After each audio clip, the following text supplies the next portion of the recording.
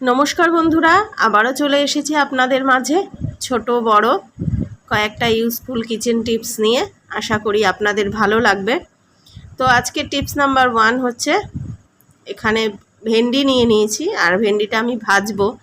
তো আমি কিভাবে ভেন্ডি ভাজি সেটাই শেয়ার করব। তো ভেন্ডি ভাজতে গেলে দেখা যায় অনেক সময় কড়াইয়ে লেগে যায়, মানে একটা লোদ ভাব আসে, তারপরে কড়াইয়ে লেগে যায়। তো আমি যেভাবে ভাজি একটুও কিন্তু কড়াইয়ে লাগবে না, আর ভেন্ডি ভাজাটা খুব সুন্দর ঝরঝরে হবে। তো কিভাবে ভাজি সেটাই শেয়ার করব, সেই টিপসটাই আপনাদের সাথে শেয়ার করব। তো প্রথমে কড়াইয়ে তো তেল দিয়ে দিয়েছি পরিমাণ মতো, সর্ষের তেল, সাদা তেল, যে তেলে আপনারা চাইবেন মানে ব্যবহার করবেন নিয়ে নেবেন। তেলটা ভালো গরম হলে তারপরে দেখুন আমি ভেন্ডিগুলো দিয়ে দিয়েছি, আর ভেন্ডিটা দেওয়ার পরে কিন্তু আমি মিডিয়াম ফ্লেমে ভালো করে ভেন্ডিগুলোকে বেশ লাল লাল করে ভেজে নিয়েছি, দেখতেই পাচ্ছেন। তো এই পর্যায়ে কিন্তু আমি এখনও নুন হলুদ দিইনি, এই যে এখন আমি কিন্তু নুন হলুদটা অ্যাড করলাম ভেন্ডিটা ভালোভাবে ভাজা হয়ে যাওয়ার পরে। তো দেখুন, দেখতে পাচ্ছেন কতটা ভেন্ডিগুলো ঝরঝরের হয়েছে, আর একটুও কিন্তু লোদ ভাবটাও নেই, পিচ্ছিল যে একটা ভাব থাকে সেটা কিন্তু একটুও নেই। আর কড়াইয়ের থেকে কিন্তু খুব সুন্দরভাবে উঠে আসছে, দেখতেই পাচ্ছেন। তো আশা করি আপনাদের এই টিপসটা ভালো লেগেছে। চলে আসলাম টিপস নাম্বার 2। তো এখানে দেখতে পাচ্ছেন আমার মেয়ের জন্য আমি ছানা করব, মানে করে নিয়েছি আর কি। তো ছানা করে নেওয়ার পরে কিন্তু এই যে বাকি যে ছানার জলটা থাকে, ছানাটা ছেঁকে নেওয়ার পরে তো এই জলটা কিন্তু আমি একেবারেই ফেলে দিই না, ছানার মতোই কিন্তু এটাও খুবই একটা মানে আমাদের কাজের জিনিস বলতে পারেন।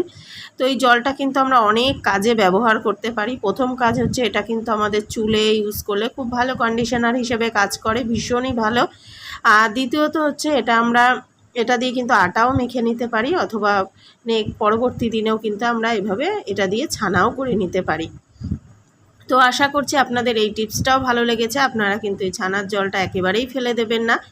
তো চলে আসলাম পরবর্তী টিপসে। তো এখানে আমি দেখুন একটা নিউজ পেপার নিয়ে নিয়েছি, আর পেপারটা কিন্তু খুব হালকা করে জল ছিটিয়ে ভিজিয়ে নিলাম। তো এটা দিয়ে কি করব চলুন দেখে নেওয়া যাক। তো দেখতেই পাচ্ছেন এখানে ড্রেসিং টেবিলের কাঁচটা কিন্তু ভীষণ ঝাপসা হয়ে গেছে, মানে খুবই ময়লা হয়েছে আর কি। তো আমি যেভাবে পরিষ্কার করি সেটাই আপনাদের সাথে শেয়ার করছি। যদিও আমি কিন্তু আমার বাড়িতে নেই, আমি একটু মানে এসেছি দিদি বাড়িতে, তো সেখানেই টিপসগুলো আপনাদের সাথে শেয়ার করার চেষ্টা করছি। তো দেখুন আমি কিন্তু নিউজ পেপারটা দিয়ে খুব হালকা হাতে এরকমভাবে কিন্তু পরিষ্কার করে নিচ্ছি।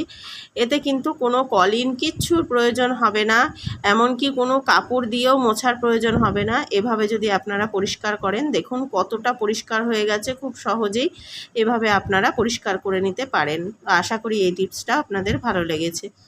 তো চলে আসলাম পরবর্তী আবারও টিপস নিয়ে আপনাদের মাঝে।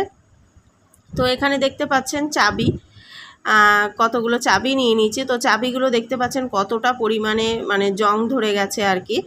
তো এটাকে খুব সহজেই কিন্তু আমরা খুব কম সময়ের মধ্যে চটজলদি পরিষ্কার করে নিতে পারবো। দেখুন কোনো রকম তেল ঠেল কিচ্ছু ব্যবহার না করেই। তো এখানে আমি কিন্তু পরিমাণ মতো ভিনিগার নিয়ে নিলাম। ভিনিগারটা নিয়ে দেখুন আমি কিন্তু তার মধ্যে চাবিগুলোকে ভিজিয়ে দিচ্ছি।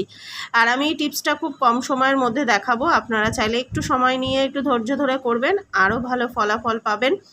তো এবারে এর মধ্যে দিয়ে দিচ্ছি দেখুন টাইলস ক্লিনার। আপনারা চাইলে এখানে যে কোনো ডিটারজেন্ট পাউডারও ব্যবহার করতে পারেন, তাতে কোনো সমস্যা নেই, তবে টাইলস ক্লিনারটা ব্যবহার করলে আর একটু ভালো রেজাল্ট পাবেন। তো এবারে টাইলস ক্লিনারটা আর ভিনিগারটা খুব ভালো করে মিশিয়ে চাবিগুলোকে দেখুন নাড়িয়ে চাড়িয়ে বেশ ভালোভাবে কিন্তু ভিজিয়ে দিচ্ছি।